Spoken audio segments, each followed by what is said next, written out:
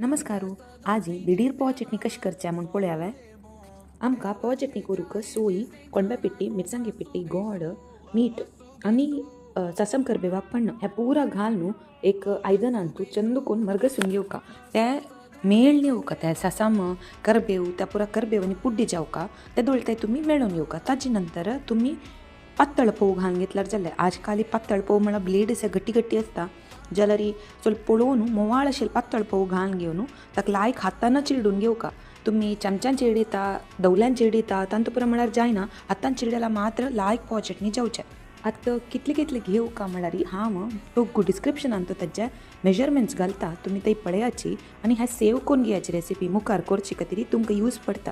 आम्मान पुरा मसाला भाजून पिट्टी करून मागीर हें पोव चटणी करचें. तें आनीक रुची हें दिडीर जावचें तसलें पोव चटणी तुमी एक वेळा करून पळयाची. ताजे नंतर तुमकां तें वांटूचें तें पुरा काम स्वल्प उणी जाता तितलेची. तुमी ह्या पोव चटणी चण्या उपकरी एके मुगा उपकरी ताजे जोडटूय सर्व करीत तुमी हें खंडीत करून पळयाची आनी कशें जाला म्हूण सांगाची. धन्यवाद.